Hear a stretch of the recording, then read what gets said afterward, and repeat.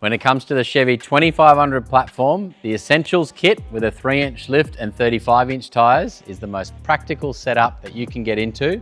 The 35-inch tyre sits up underneath nice and neatly, but if you're not worried about your spare, you're sticking to the black top and you want to squeeze 37s on, yes, we can do it with a 3-inch lift. Yes, there's a bit more trimming, but we can get you dialed in. It definitely looks the part with the bigger shoes on it. But we'll walk around this one here and I'll run through the pros, the cons, the features of this build, why the customer's chosen to go with those features. And you tell me at the end of the video if you're going to stick to your 35s or you're going to upgrade to the mighty 37. I'm Dean Bleasner, the co-founder of Big Dog Builds, with well over 650 trucks now through the workshop. We are the most awarded American truck company in Australia for a reason. And if you're interstate, you're finding it hard to get up here to Queensland or down if you're up north, or even from WA, we can get your vehicle sorted on a nationwide transport network, get the vehicle into the workshop, get your dream build done, fly in, pick it up, do a handover, and trust me, the distance or the effort will be well worth it. Now let's walk around this vehicle, starting up the front end. Like I said, it's got the 37s. Is it gonna be for you? Let's start exactly with them. 37, 13.5, no I lie, 37, 12.5, 20 Toyo Open Country RTs. Haven't seen too many Toyos in the workshop. These RTs are definitely load rated for the Chevy 2500 platform. The reason why we don't do the RTs in a 35, 12.5, 18, which is the most common wheel and tyre fitment that we do in the workshop, is the RTs sadly aren't load rated high enough. Toyo own Nitto, and the Nitto 35, 12.5, 18 ridge grapplers are load rated. Very, very similar to the RT. I love them both. And seeing these ones here in the workshop takes me back to the last one. We used to run a lot of these. 37, 12.5, 20. They have got 126Q load rating. And then these are on the Method 605 NVs. These wheels here are a 20 by 10 neg 24 fitment. They're going to be pretty much as wide as you want to go with the color-coded Bushwacker flares on the Chevy 2500 platform.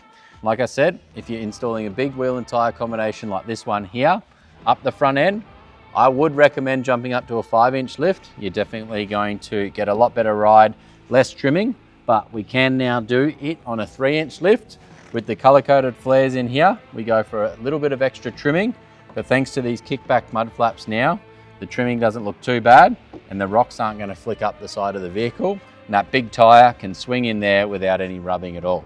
The suspension on this vehicle is the BDS 3-inch suspension kit with the Fox 2.5-inch Remote-reservoir shocks. And that means you've got the big 2.5-inch bore shock, which I think all of these HD trucks need. The bigger bore shock is going to handle those bigger corrugations or those bigger bumps a whole lot better. And you've got the adjustability in the Remote-reservoir.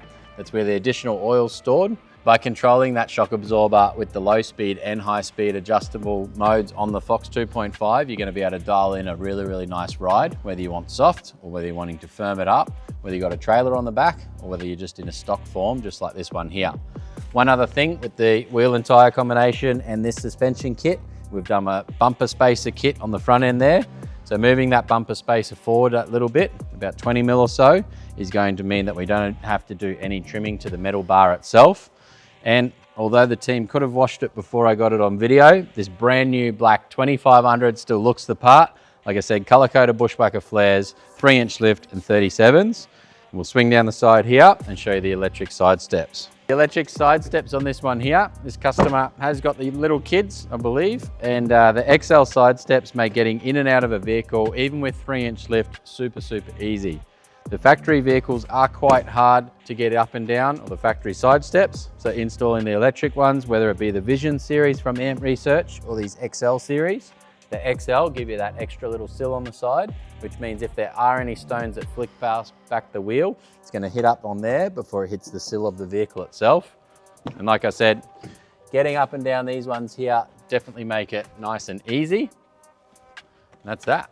It's as simple as those side steps are. You've got little LED lights in the sides there. And if you do happen to leave your arm or something like that in there, I'll test it. I always get scared doing this. I haven't done it with the XL side steps. Is it gonna hurt, Al? Oh, here we go. Nah, see that? So it stops there. So it's gonna stop before it goes and pinches your arm. It's been a while, Will, since I've done that one. open the door, close the door, those ones are going to fold up and get out of the way. Go up to the back of the vehicle now and we'll show you the big 37 on the rear end, what we've got going on at the back end here and where your spare wheel is going to have to sit.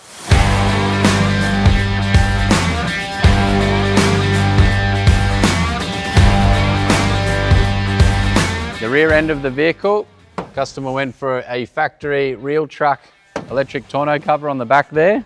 And as you can see, we've got the color-coded Bushwacker flares. We've also got the rear kickback mud flaps as well. The drop-down mud flaps, they're the XL series, so a little bit bigger, a little bit wider, which is going to cover that wheel and tyre combination. Definitely looks the part. And at the back end here, but from a squeaky workshop floor, squeaky clean it is. Shout out to the team there. Got the Gen Y hitch on the back, so this is ready to tow the boat, the van, whatever you want to throw at this one here. It's a 7,000 kilo torsion hitch from Gen Y. And you've got the 4 adjustable holes. Having those 4 adjustable holes means that you can run this hitch in the drop-down form. If you're wanting something even higher than this one here, I don't know which trailers would be that for this height, but you can flip the Gen Y hitches around and you can install the tongues the other way as well. We do a combination here with the 2 locking pins. One locking pin through the vehicle itself to make sure that no one can pinch it. Another locking pin once you choose what accessory you want to run with. And that one's going to secure the AT tongue, which has a hole bored big enough for a DO45. I believe it's a 32mm hole. And if you've got a DO35, you're looking at upgrading the caravan. Jump straight into this one here. You can buy the reducing bush. You can put that in the Gen Y hitch and that'll have the 28mm hole, I believe. And that one will be the pin for the DO35. A little shim kit as well. That takes a little bit of the slop out of that one there. And the Gen Y hitch, definitely one of the most popular hitches on the market today. And at the back end, to suit the hitch itself, obviously, if you are towing, you want to have the power to charge your van while you're driving. So the Gray Anderson plug at the back there, 50 amp rated. We can do bigger ones if needed. Some van companies are now going to bigger DC-DC chargers, so they're going to drain more battery or pull more power from the vehicle itself. But this one here, 50 amp rated Gray Anderson plug through an ignition relay. Through the ignition relay means that this one's only going to be live while the vehicle's driving. And then your Red Anderson plug, 20 amp rated to the front there. That's a direct feed to those batteries under bonnet.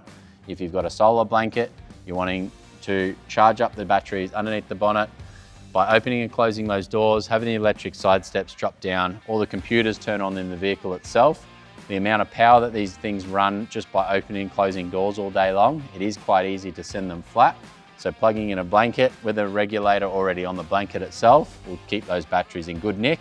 If you're parked up, the family's having fun, and you're not going for a drive for a few days, definitely recommend doing something like that. Everything else at the back end here is standard. And as you can see, or probably not see because it's underneath, the big 37-inch tyre does not fit underneath. So like I said, the big tyres may look cool. The 35-inch tyre will fit up underneath. The 37, sad face music, has to sit inside. There's no way you're getting a 37 up underneath. I've done it once and it wasn't pretty. You know, Brad, I'm talking about you. He's out on the road there. Never happening again. That one was a disaster. 37-inch tyre in the tub for now. If you're not going on too crazy adventures, stick into the blacktop, run the factory spare up underneath just in case, and that might get you out of dramas. But having that one in the back end there, whether you're wanting to mount the 37 on the van itself, it's definitely one big consideration and something that will sway a lot of our customers for going for the bigger lift kit, canopy on the rear end where you can run the 37 on the back, for example, or keeping it nice and practical, sticking to the 35s, and it's still going to perform really well, look really good. What would you be in? So that's pretty much it for this build. We've got the triple-bellow airbags at the back end there. You got the Gen Y hitch, you got your airbags as well as the airbag controls. So they're your 2 little Schrader valves at the back. I did forget to show you them. You can pump them up with something as simple as a bicycle pump. You can run a little portable air compressor. You can stop at the service station and put air in those airbags.